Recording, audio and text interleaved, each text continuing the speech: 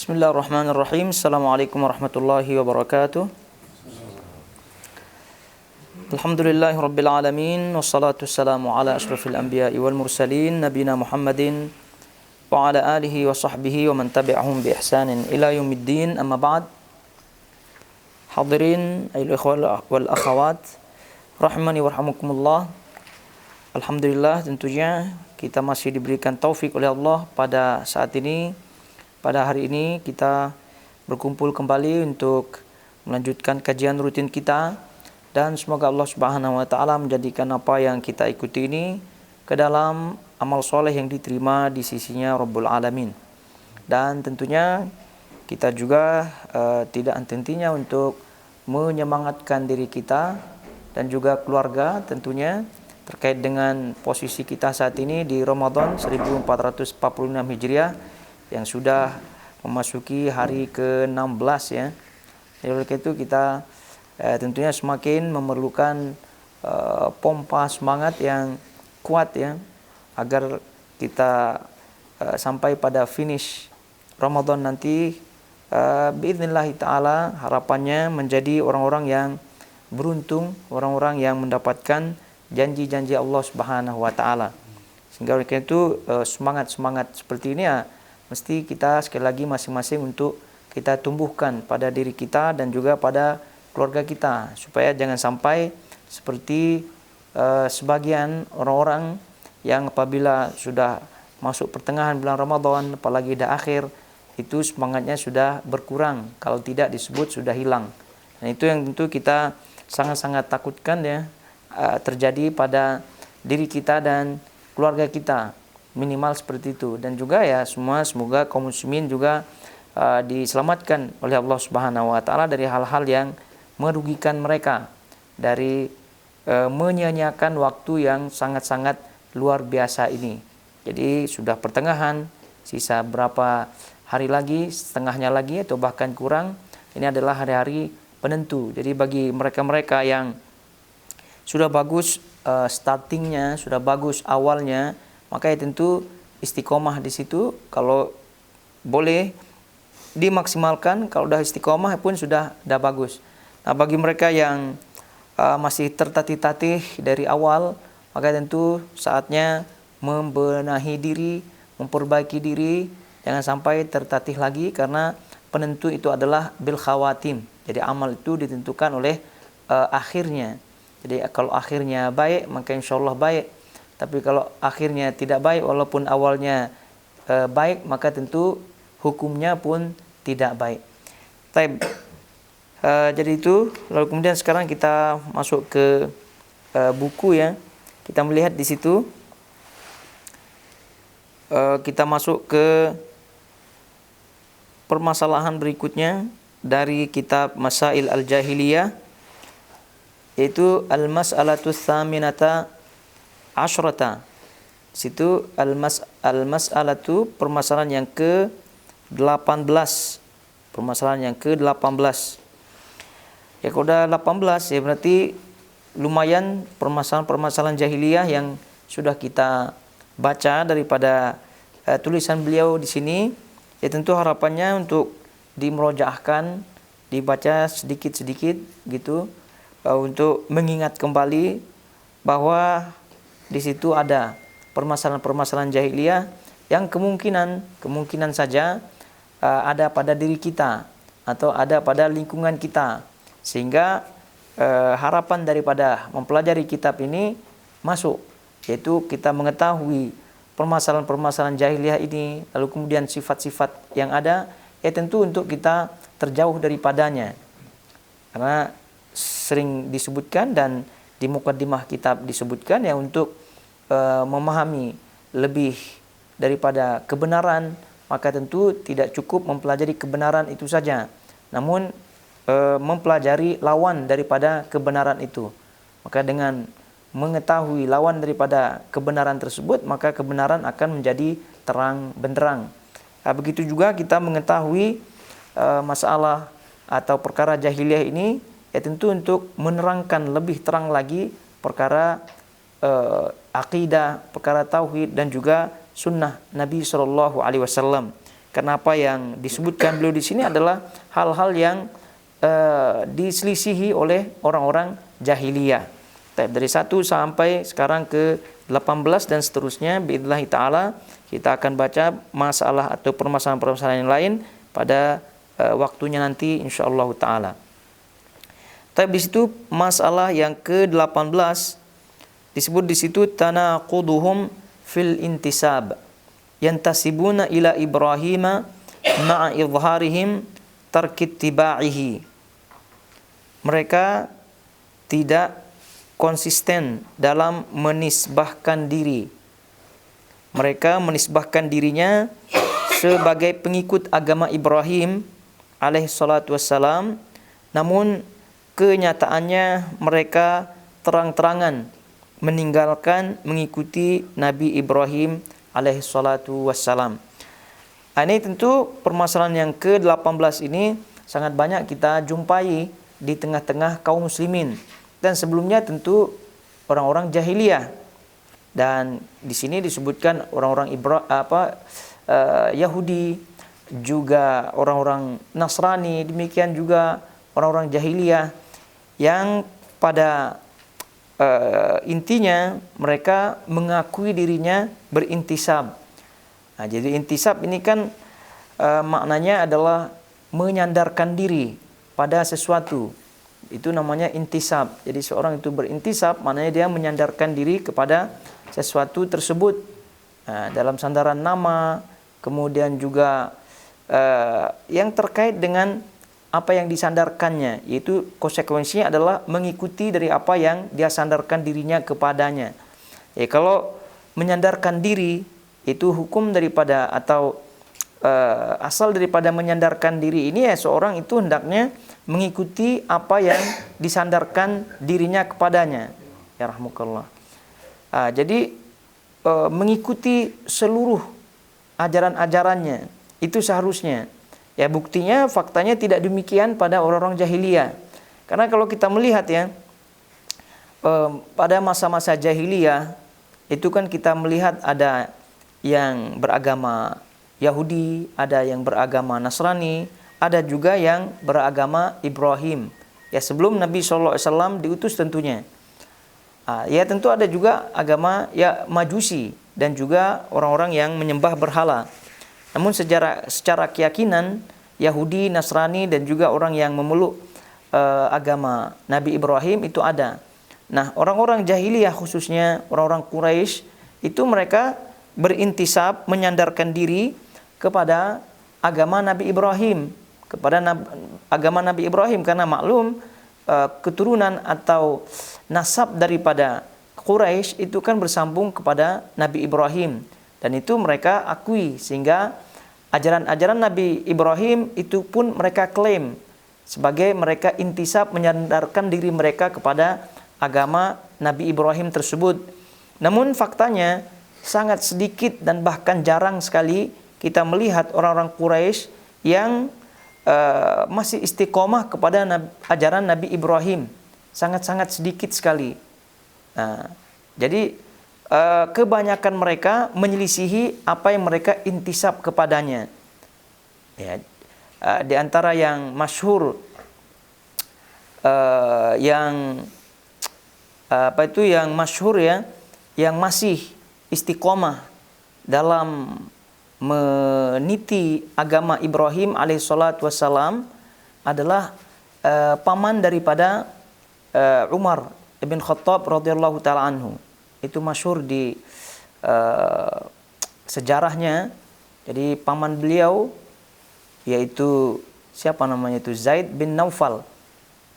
Itu atau Naufal ya, Zaid bin Naufal. Jadi paman beliau radhiyallahu taala anhu itu dikenal di masa jahiliyah itu memegang teguh agama Nabi Ibrahim, dengan dibuktikan beliau tidak menyembah patung-patung, lalu kemudian beliau bahkan tidak makan sesembelihan orang-orang jahiliyah begitu.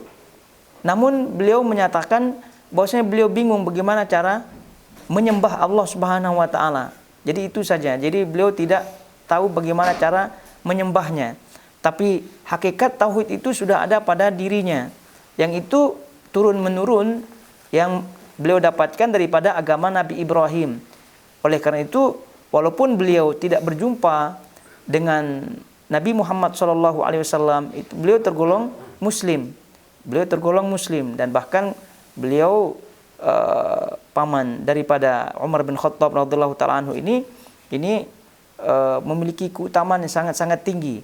Jadi beliau akan dibangkitkan nanti pada hari kiamat, kata Nabi SAW, itu sebagai umat, yaitu seorang tapi umat. Nah, itu jadi poinnya adalah ada di antara mereka-mereka yang masih memegang ajaran Nabi Ibrahim alaihissalatu wassalam, dan ini pada hakikatnya adalah intisab yang sahih. Intisab yang sahih yaitu menyandarkan diri kepada sesuatu yang sahih tentunya. Artinya kalau istiqomah di atasnya, maka itu yang benar.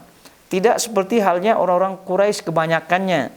Jadi mengatakan diri mereka anak cucu Nabi Ibrahim, berintisab kepadanya, namun rupa-rupanya menyelisihi ajaran Nabi Ibrahim itu sendiri.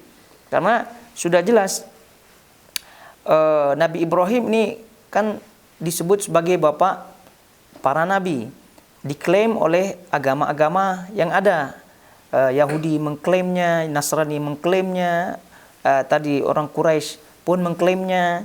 Sebab itulah Allah Subhanahu wa taala nyatakan, "Maka Ibrahimu Yahudiyan wala Nasraniyan walakin kana hanifan muslima wa ma kana minal musyrikin." Itu udah jelas jawaban daripada Allah Subhanahu wa taala. Jadi Nabi Ibrahim ini dia bukan Yahudi, bukan juga Nasrani. Tapi Ibrahim alaihissalatu wassalam ini adalah hanifan, yang lurus, fitrahnya yang lurus, musliman, yang tunduk kepada Allah Subhanahu wa taala.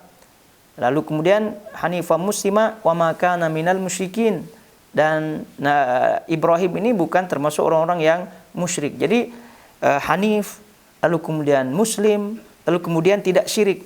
Ini kan 3 sifat ini ada pada orang yang bertauhid kepada Allah Subhanahu wa taala. Bertauhid dengan tauhid yang sesungguhnya. Lalu kemudian datang orang Yahudi mengklaim dirinya juga berintisab kepada Ibrahim, rupa-rupanya jauh daripada ajaran Nabi Ibrahim. Dan bahkan orang Yahudi ya sejarahnya sudah kita pahami lah ya, ngeyel ibaratnya, suka menentang, dan bahkan Nabi Musa pun ditentang oleh orang-orang Yahudi tersebut, orang-orang Bani Israel ya, Bani Israel. Ya, gimana mereka ketika ditinggal oleh Nabi Ibrahim, lalu kemudian mereka membuat patung atau sesembahan daripada anak sapi. Nah, itu menunjukkan mereka menyimpang dan tidak sesuai dengan intisab mereka. Jadi mereka berintisab kepada Nabi Musa. Begitu juga dengan Nasrani berintisab kepada Nabi Isa. Nah, dan ini berintisab kepada Nabi Ibrahim alaihissalatu wassalam. Namun sekali lagi, inilah karakter atau sifat atau permasalahan jahiliyah. Yang ini turun-menurun akan kita melihat fenomena seperti ini. Ini kita berbicara orang-orang di luar Islam. Nah, sekarang kalau kita melihat fakta yang ada dalam tubuh kaum muslimin, berapa banyak kira-kira orang yang benar-benar intisabnya kepada Nabi SAW. Yang semua kita orang Muslim tentu mengklaim diri kita umat Nabi SAW. Maka klaim itu adalah intisab. Jadi ketika seorang itu menyebut dirinya adalah umat Nabi SAW, maka dia itu telah menyatakan dirinya berintisab kepada Nabi SAW. Menyatakan dirinya ahlus sunnah wal jamaah, maka ketika itu dia menyatakan dirinya berintisab kepada ahlus sunnah wal jamaah. Namun faktanya bagaimana faktanya? Ya banyak di antara kaum muslimin yang berintisab atau menyatakan mengklaim dirinya ahlus sunnah wal jamaah, namun rupa-rupanya tidak sejalan dengan ajaran daripada Nabi SAW atau ibadah-ibadah yang dilakukan oleh Nabi SAW.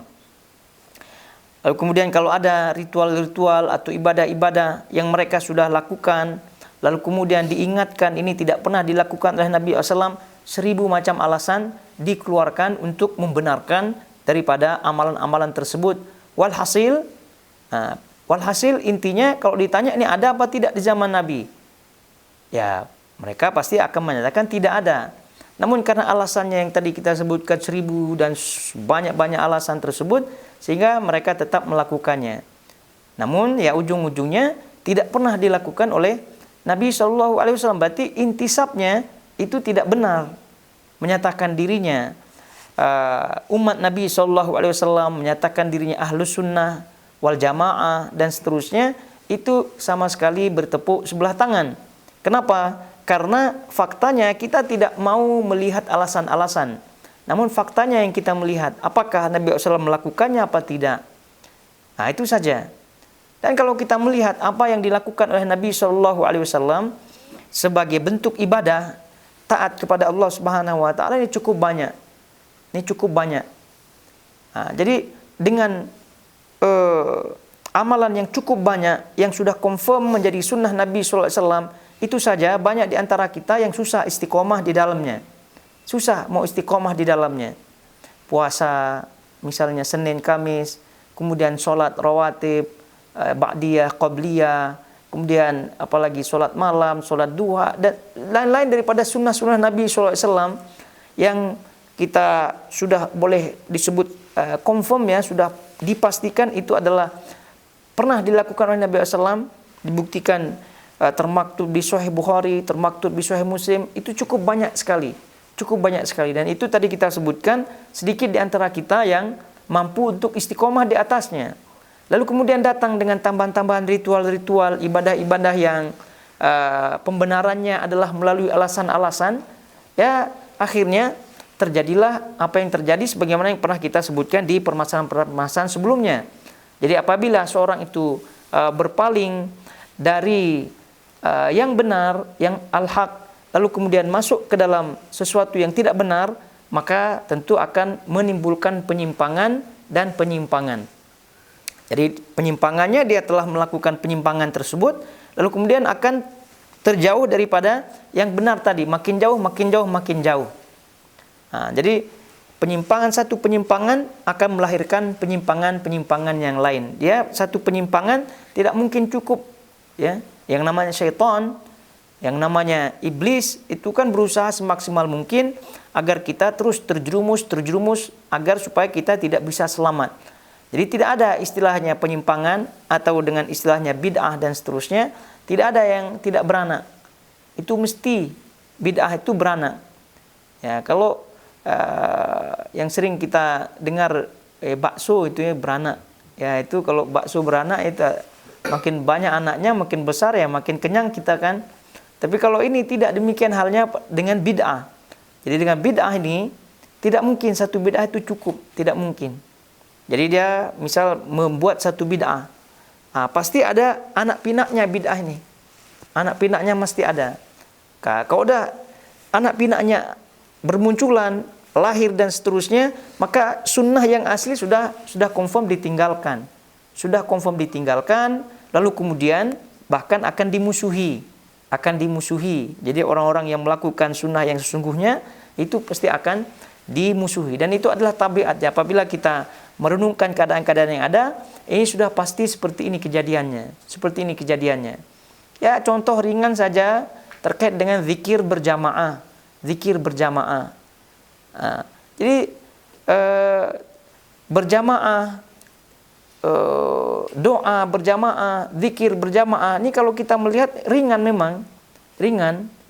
Nah, kalau sesekali dilakukan pun ya tidak masalah.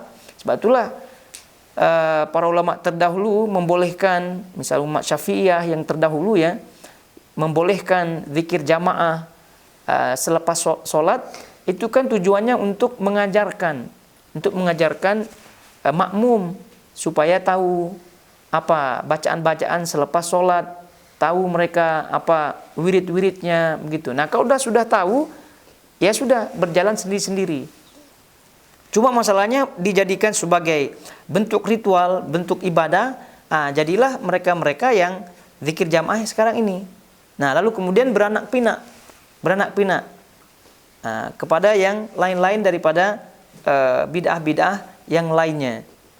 Nah, ini sekali lagi balik kepada permasalahan intisab. Ini adalah perkara jahiliyah. Jadi sifat-sifat seperti ini, yaitu sifat yang tidak sesuai dengan apa yang dia intisab kepadanya, yang dia sandarkan dirinya kepadanya, ini adalah bentuk perilaku al-jahiliyah. Oleh karena itu ini juga sebagai nasihat bagi kita semuanya. Jadi tetap kita berpegang dalam surah Al-Imran yang sudah masyhur sekali, ayat imtihan namanya, ayat imtihan, ayat ujian. Qul in kuntum tuhibbunallah fattabi'uni yuhibbukumullah wa yaghfir lakum dzunubakum. Jadi katakanlah, wahai Muhammad, jika kalian, siapa-siapa itu yang menyatakan dirinya cinta kepada Allah Subhanahu wa taala, fattabi'uni, maka ikutilah aku, yaitu ikutilah Nabi Muhammad sallallahu alaihi wasallam. Maka apabila demikian terjadi, yuhibbukumullah, Allah akan mencintai kalian dan juga akan mengampuni dosa-dosa kalian. Maka inilah intisab secara hakiki. Jadi sekali lagi tadi kita sebutkan, ini juga adalah nasihat bagi kita semuanya agar kita tidak terjerumus ke dalam sifat-sifat jahiliyah seperti ini atau mengulangi sifat-sifat yang sama. Naudzubillah min dzalik. Jadi apabila kita berintisab, maka intisablah dengan intisab yang hakiki. Ya ayyuhalladzina amanu dukhulu fis-silmi kaffah. Ini juga bagian daripada makna daripada intisab yang hakiki, yang benar, yaitu kita masuk Islam, kita berintisab dengan benar secara kafah, secara menyeluruh, secara sempurna. Sebab itulah ketika disebutkan sunnah, sunnah maknanya adalah seluruh lini-lini kehidupan Nabi SAW, terutama terkait dengan ibadah dan akidah. Itu semua adalah masuk daripada kategori sunnah. Jadi dikatakan ahlus sunnah adalah mereka-mereka yang betul-betul berintisab dan siap melakukan apa yang dilakukan oleh Nabi SAW daripada ibadah, daripada akidah, dan seterusnya. Nah, kita juga yang berintisab kepada sunnah dengan berbagai macam nama-namanya, dan apabila kita mempelajari istilah-istilah nama lain daripada ahlu sunnah kan banyak. Ada istilahnya at-taifah al-mansurah, ada istilahnya al-firqah an-najiyah, ada istilahnya ahlul athar, ada istilahnya ahlul hadis, ada istilahnya as-salaf. Ini semua nama-nama yang bermuara atau berujung kepada makna yang satu, yaitu ahlus sunnah wal jamaah, yaitu pengikut daripada Nabi SAW.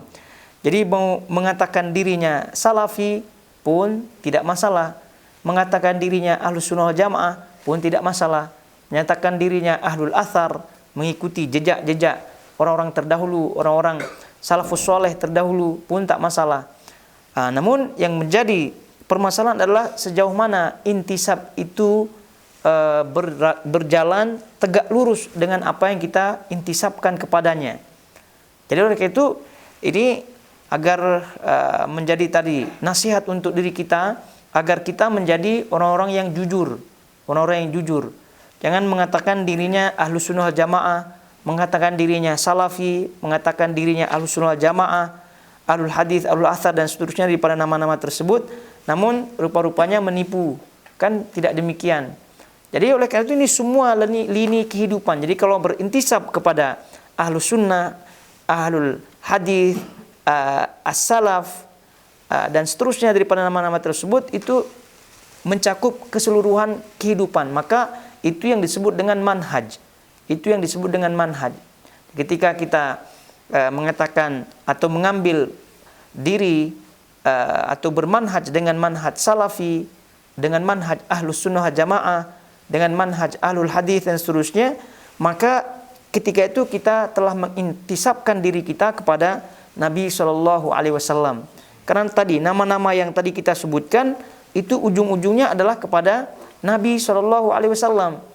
Lalu kemudian ya kita ingat semuanya, alaikum bisunnati wa sunnatil khulafa ar-rasyidin, dan seterusnya daripada pokok-pokok sunnah yang ada yang harus kita pegang. Jadi ibadah, lalu kemudian akidah, lalu kemudian muamalah, itu semua adalah bentuk daripada manhaj. Itu adalah semua bentuk daripada manhaj. Jadi tidak manhaj salaf menyebutkan dirinya ahlus sunnah, menyebutkan dirinya salafi, itu tidak hanya pada masalah akidah saja. Tapi semua permasalahan, tadi kita sebutkan ibadah masuk, muamalah pun masuk. Ini.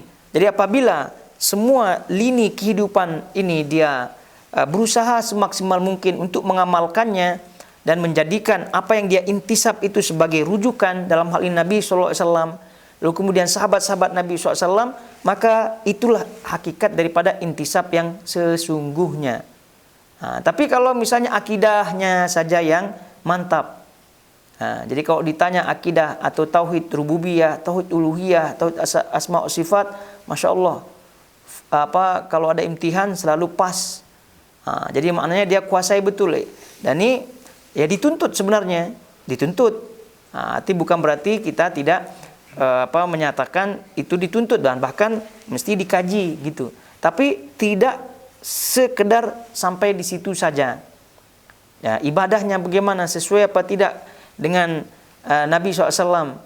Lalu kemudian tidak hanya cukup kepada ibadah dan juga akidah, tidak, tapi bagaimana muamalahnya. Bagaimana muamalahnya dengan sesama makhluk, orang lain, dan seterusnya, dari orang-orang terdekatnya, bagaimana muamalahnya. Ini banyak sebagian orang begitu, apabila berhutang ya, dia susah mau bayar hutang. Ini juga bagian daripada menyelisihi manhaj salaf itu sendiri. Lalu kemudian berjanji, masih juga susah menepati janjinya, dan seterusnya daripada akhlak-akhlak yang lain, itu pun masuk ke dalam kategori intisab yang harus betul-betul kita fahami, yang harus betul-betul kita junjung tinggi. Karena ini adalah tadi nasihat untuk diri kita semuanya. Banyak di antara kita atau sebagiannya itu sudah bersyukur begitu mendapatkan hidayah sunnah, bersyukur mendapatkan hidayah memeluk manhaj salaf, ya, mengetahui manhaj salaf, namun tidak secara menyeluruh masuk ke dalam manhaj salaf. Jadi dia hanya sekedar akidah saja. Dia hanya sekedar tahu mana khawarij, mana tidak khawarij. Dia hanya sekedar tahu mana mu'tazilah, mana tidak mu'tazilah. Apa perbedaan antara Asy'ari dengan Salafi. Itu saja dia tahu. Artinya itu yang dia fokuskan. Tapi terkait dengan ibadahnya, terkait dengan muamalahnya, itu semua hancur. Ini juga sekali lagi bukan termasuk daripada intisab seseorang dengan intisab yang hakiki, yang sebenarnya. Jadi apabila seorang itu berintisab dengan intisab yang benar, maka konsekuensinya adalah tunduk patuh kepada siapa yang dia intisab. Ya. Jadi kalau sebelum berbicara intisab kepada Nabi SAW, ya kita secara umum adalah Islam. Maka ketika menyebut kita sebagai Islam, Muslim, maka intisab kita sebagai Islam, seorang jati diri kita sebagai seorang Muslim, itu hendaknya betul-betul ditunjukkan. Jadi oleh karena itu ini yang harus betul-betul kita pegang, karena intisab ini adalah klaim atau boleh kita sebut sebagai deklarasi kita. Ya, jadi oleh karena itu apabila kita mendeklarasikan diri kita sebagai seorang Muslim, berintisab kepada Islam, mendeklarasikan diri kita sebagai Ahlus Sunnah Jamaah, menisbatkan diri kita kepada sunnah, maka setelah itu jangan membohongi diri. Jangan membohongi diri. Jadi sudah deklarasi demikian rupa, Masya Allah, tapi rupa-rupanya disodorkan atau ada sunnah-sunnah yang dia tidak sukai. Ada sunnah-sunnah yang dia tidak mau jalankan. Ada sunnah-sunnah yang dia tidak mau bela dan bahkan menyelisihi. Ini sekali lagi bertepuk sebelah tangan. Jadi permasalahan yang ke-18 ini tidak hanya berlaku kepada orang-orang jahiliyah saja, tapi kepada kita semuanya sebagai bentuk introspeksi. Kita melihat orang-orang di luar sana, tadi kita sebutkan akidahnya tidak sesuai dengan akidah sahabat-sahabat Nabi SAW, itu pun sudah confirm tidak berintisab dengan intisab yang benar. Maknanya masih ada sifat-sifat jahiliyah yang ada pada diri mereka yang suka menyimpang. Lalu kemudian kita yang memang kita punya klaim bahwasanya kita berintisab kepada Nabi SAW, berintisab kepada manhaj salaf, ya maka sebab itu kita maksimal mungkin untuk kita betul-betul berupaya mengamalkan manhaj tersebut. Ya tentu tidak ada yang sempurna, ya tidak ada. Mesti ada kesalahannya, ada tempat kita jatuh dan seterusnya. Namun perbedaannya adalah ketika jatuh ya kita bangun lagi, ketika salah ya diperbaiki dan seterusnya. Nah, kalau sudah demikian kehidupan, maka akan muncul kehidupan seperti kehidupannya sahabat-sahabat Nabi SAW. Masyarakat yang dipuji oleh Nabi SAW sebagai khairu al-qurun, sebaik-baik masa. Kenapa disebut sebaik-baik masa? Ya karena memang manhaj atau intisab mereka kepada Nabi SAW itu sempurna. Ya, bukan mereka yang sempurna, tidak. Tapi mereka betul-betul mengamalkan kesempurnaan tersebut, mau begitu, mengamalkan kesempurnaan tersebut. Ya, karena kita tahu sendiri walaupun sahabat-sahabat Nabi SAW mereka pun tidak maksum. Tidak maksum. Ya, kalau tidak maksum malah menunjukkan diri-diri mereka itu tidak sempurna. Nah, tapi dari mana sisi kesempurnaan mereka? Dari sisi mereka betul-betul tunduk ya dan berserah diri dan mau begitu untuk menyempurnakan diri. Menyempurnakan diri dengan ajaran-ajaran Nabi SAW. Jadi semua ada kesalahan-kesalahannya. Namun yang membedakan adalah keinginan untuk membenah diri, keinginan untuk meluruskan diri. Dan ini sekali lagi berlaku untuk semua ya, baik laki-laki maupun juga wanita. Taib. Untuk permasalahan yang ke-18 kita rasa cukup ya. Jadi intinya bahwa kita ingat tadi ayat imtihan tadi surah Al-Imran, jika benar-benar mencintai Allah Subhanahu wa taala, maka syaratnya adalah intisab yang benar. Bagaimana intisab yang benar? Adalah mengikuti Nabi SAW. Lalu kemudian kita ingat juga dalam surah An-Nisa sebagai bentuk sanksi ya bagi mereka yang menyelisihi Rasulullah SAW. Wa may yushaqiqir rasula min ba'di ma tabayyana lahumul huda wa yattabi' ghaira sabilil mu'minin nuwallihi ma tawalla wa nuslihi jahannam wa sa'at masira. Barang siapa yang menyelisihi Rasulullah SAW kemudian mengikuti jalan selain jalannya orang-orang yang mukmin, orang-orang yang mukmin yaitu sahabat-sahabat Nabi SAW, menyelisihi Nabi, menyelisihi sahabat-sahabat Nabi SAW, maka apa yang akan terjadi sebagai sanksinya? Nuwallihi. Jadi Allah Subhanahu wa taala akan membiarkan mereka dalam penyimpangannya. Nuwallihi ma tawalla wa nuslihi jahannam, dan lalu kemudian di akhirat nanti akan dimasukkan ke dalam neraka jahannam. Wasaat masira, dan jahannam tersebut adalah seburuk-buruk tempat kembali. Ini dua ayat ini, dan tentunya ayat-ayatnya sangat banyak sekali. Namun terkait dengan intisab ini, dua ayat ini cukup untuk mengingatkan kepada kita semua agar kita betul-betul memegang dan berintisab dengan intisab yang benar. Nah, jadi kita ingat sekali lagi surah Al-Imran tadi, bagaimana bentuk kita mencintai Allah, bentuk kita intisab kepada Allah, yaitu mengikuti Rasulullah SAW. Lalu kemudian apabila kita menyimpang, kita akan mendapatkan sanksi dari Allah Subhanahu wa taala. Dari dalam surah An-Nisa kita sebutkan nuwallihi ma tawalla. Jadi Allah akan membiarkan orang-orang yang menyimpang itu dalam penyimpangannya. Maka ini yang disebut dengan istidraj. Jadi Allah akan memberikan dia istidraj. Ya, karena kalau sudah menyimpang lalu kemudian kehidupannya baik-baik saja, begitu kan, enjoy dengan penyimpangannya, maknanya ini adalah istidraj. Dan ini adalah bagian daripada sanksi. Dia tidak diberikan hidayah, tidak diberikan taufik oleh Allah Subhanahu wa taala, ini adalah bagian daripada sanksi. Sanksi ini di dunia. Jadi sanksi itu tidak berbentuk kesakitan saja, tapi juga berbentuk istidraj. Jadi dengan terus dibiarkan saja, itu sangat-sangat luar biasa, sanksi yang luar biasa. Kenapa? Karena dibiarkan kan makin menumpuk kesalahannya. Ya kalau udah makin menumpuk kesalahannya, makin berat juga nanti siksanya di akhirat. Sebab itulah kata Allah Subhanahu wa taala setelah membiarkan mereka yang menyimpang dari jalan Rasul, menyimpang daripada jalan sahabat, dia atau mereka tersebut dibiarkan sampai nanti di akhirat. Lalu kemudian akan dimasukkan ke jahanam tentunya. Wal'iyadzubillah.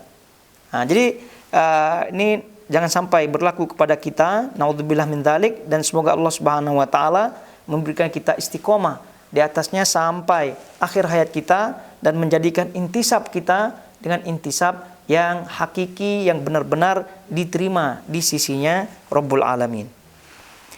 Baik. Kemudian sekarang kita pindah kepada permasalahan berikutnya, yaitu permasalahan yang ke-19 di situ.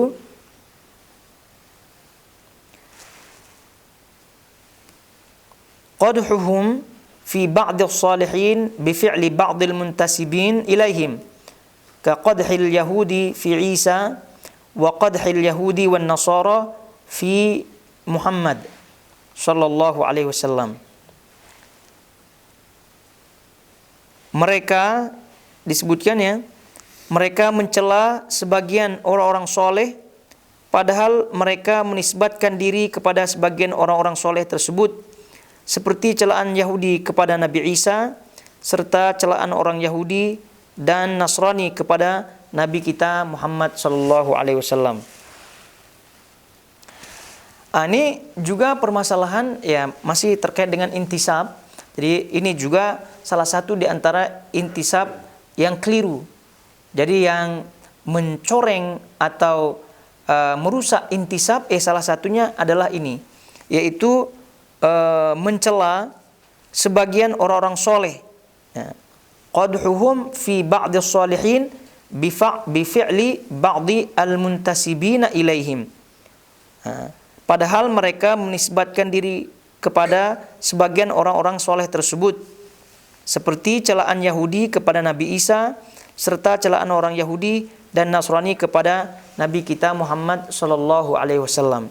Ya, kita tahu sendiri bahwasanya orang-orang Yahudi dengan orang Nasrani mengklaim dirinya yang benar.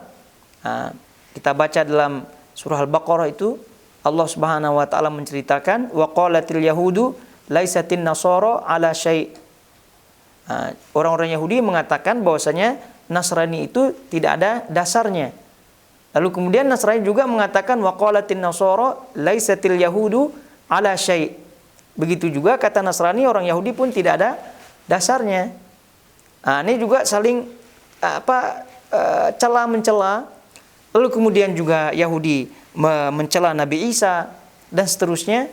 Ini adalah bentuk daripada intisab yang keliru, dan ini adalah juga perbuatan daripada jahiliyah. Oleh karena itu Nabi SAW itu jauh-jauh menyatakan bahwa beliau terkait dengan para nabi sebelumnya, beliau menyatakan jangan kalian melebihkan aku daripada nabi-nabi yang lain, kepada Nabi Yunus dan juga nabi-nabi yang lain. Jadi kata Nabi SAW, jangan kalian melebihkan, la tufaddiluni, jangan kalian mengutamakan aku daripada yang lain, nabi-nabi yang lain. Jadi Nabi SAW ya tentu ini pelajaran dan juga nasihat. Apabila kita berintisab kepada Islam, berintisab kepada Nabi SAW sebagai Nabi kita, maka konsekuensinya adalah kita meyakini seluruh para nabi, para rasul yang telah diutus oleh Allah Subhanahu wa taala. Oleh karena itu, mencela satu nabi saja itu hukumnya sama dengan mencela seluruh nabi-nabi yang ada. Nah, kita misal Islam, kemudian orang-orang Nasrani itu menyembah Nabi Isa, menyatakan anak Tuhan dan seterusnya. Itu kita bukan melihat Nabi Isanya. Nabi Isanya tetap Nabi yang diutus oleh Allah Subhanahu wa taala, dan kita tidak dibenarkan untuk menyebut Nabi Isa kecuali dengan sebutan yang baik. Jadi orang-orang jahiliyah, di antara perlakuan jahiliyah adalah mereka suka mencela suka mencela, suka mengatakan buruk dan seterusnya. Ya, seperti ya kelakuan orang-orang Yahudi kepada Nabi Isa. Kemudian kelakuan orang-orang jahiliyah, orang-orang Quraisy ya, terkhusus kepada Nabi SAW. Padahal mereka berintisab kepada Nabi Ibrahim. Jadi kalau betul-betul intisabnya benar, ya tentu dia akan, tadi kita sebutkan di awal, akan menjalankan ajaran apa yang dia intisab kepadanya. Ya salah satunya adalah tidak mencela yang mana tidak mencela orang yang sumbernya sama, yaitu Allah Subhanahu wa taala. Ya, nabi dan para rasul ini kan sumbernya sama, yaitu Allah Subhanahu wa taala yang mengutus mereka. Jadi oleh karena itu ajaran Nabi kita sallallahu alaihi wasallam pun demikian, tadi disebutkan bahwa jangan kalian mengutamakan aku dengan nabi-nabi yang lain. Ya tentu maksudnya adalah mengutamakan terkait dengan ada unsur pencelaan dan seterusnya, terkait dengan celaan. Ya, tapi kalau keutamaan terkait dengan para rasul itu kan ada keutamaan-keutamaan sendiri. Dan Allah Subhanahu wa taala menyebutkan tilka rusulu faddalna ba'dahum ala ba'd. Mereka lah para rasul yang kami berikan keutamaan antara satu dengan yang lainnya. Ya, Allah Subhanahu wa taala mengatakan memberikan keutamaan yang lebih antara satu dengan yang lainnya. Ini menunjukkan bahwasanya di antara para rasul, di antara para nabi memiliki tidak sama kedudukannya di sisi Allah Subhanahu wa taala. Dan itu juga bagian daripada keimanan kita. Di antara para rasul yang paling utama adalah ulul azmi. Di antara ulul azmi itu yang paling utama adalah Nabi kita sallallahu alaihi wasallam. Itu keyakinan. Namun apa yang disebutkan oleh Nabi SAW yang menyatakan la tufaddiluni, jangan kalian mengutamakan aku lebih, mendahulukan aku, mengutamakan aku lebih daripada yang lainnya, itu bermaksud agar jangan sampai ada unsur-unsur celaan. Jadi ketika orang itu mengutamakan idolanya, itu biasanya merendahkan yang lain, itu biasanya. Nah, oleh karena itu ini yang diredam oleh Nabi SAW.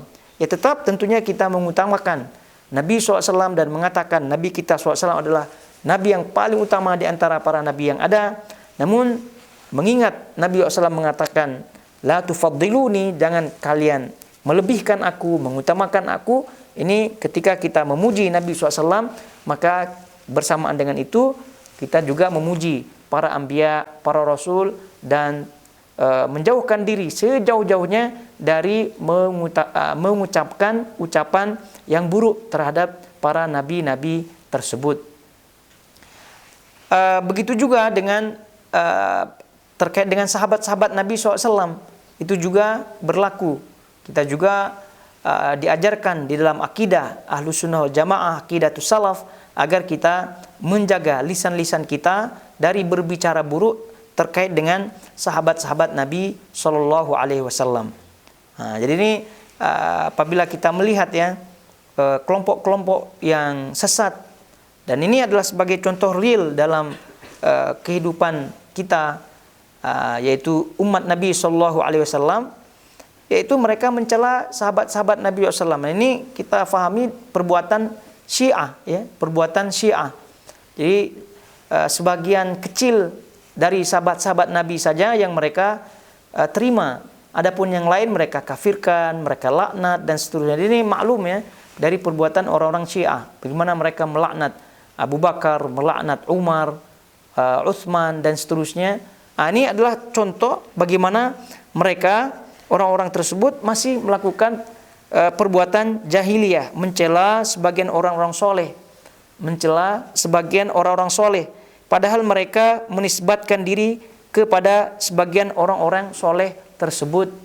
Jadi apabila kita menisbatkan diri kepada Nabi SAW, ya tentu konsekuensinya adalah mencintai apa yang dicintai oleh Nabi SAW, menyukai apa yang disukai oleh Nabi SAW. Jadi sama sekali kita tidak boleh membenci apa yang dicintai oleh Nabi SAW, apalagi mencelanya. Nah, ini sebagian orang seperti itu, mengatakan nisbat kepada Nabi SAW tapi mencela, mengkritik sahabat-sahabat Nabi Shallallahu Alaihi Wasallam. Dan sudah dinyatakan oleh Nabi Shallallahu Alaihi Wasallam terkait dengan mencintai Ansor. Jadi mencintai Ansor, kemudian mencintai Ansor itu bagian daripada iman. Lalu kemudian ya tentu konsekuensinya adalah tidak boleh membencinya. Ini kemudian datang sebagian orang yang entah niatnya apa ya, mengkritik sahabat-sahabat Nabi Shallallahu Alaihi Wasallam. Ini juga bagian daripada hal yang masuk ke dalam perkara jahiliyah ini.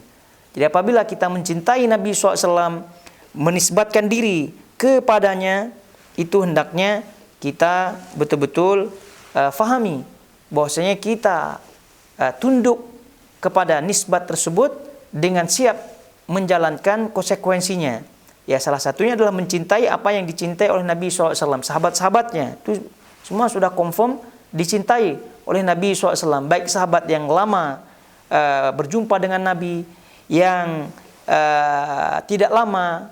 Intinya apabila mereka sudah dikategorikan sahabat, maka tidak boleh dicela. Tidak boleh dicela. Taib.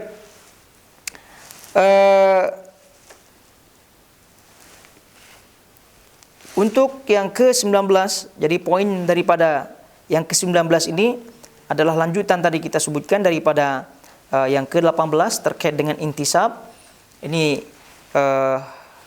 yang kita sebutkan tadi, bahwa apa yang dicintai oleh Nabi Shallallahu Alaihi Wasallam itu betul-betul kita cinta. Jadi orang-orang soleh lah, orang-orang atau terkhusus ya pembahasan sahabat-sahabat Nabi Shallallahu Alaihi Wasallam, maka ini adalah lampu merah ya yang tidak boleh kita langgar, kita tidak boleh melewatinya. Dan ini sekali lagi kita sebutkan karena sebagian orang masih berani untuk mengkritik dan sebagainya. Kalau Syiah ya sudah confirm ya, tapi sebagian orang begitu terkait dengan sebagian sahabat-sahabat Nabi SAW, ya terutama misal Muawiyah, ya lalu kemudian bahkan Utsman, ya bahkan Utsman bin Affan, mereka pun berani-berani untuk mengkritik sikap-sikap daripada Utsman bin Affan radhiyallahu ta'ala anhu. Maka apabila demikian adanya, ini sudah sekali lagi masuk ke dalam kategori fiil perbuatan jahiliyah. Jadi poin yang ke-18, mari kita berintisab dengan intisab yang hakiki, jangan membohongi diri, karena pada hakikatnya Allah akan menyingkap kita punya hakikat.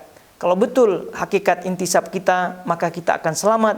Kalau intisab kita tidak betul, tidak benar, maka ujung-ujungnya pun akan menjadi celaka. Sebagaimana tadi kita bacakan ayat surah An-Nisa tadi.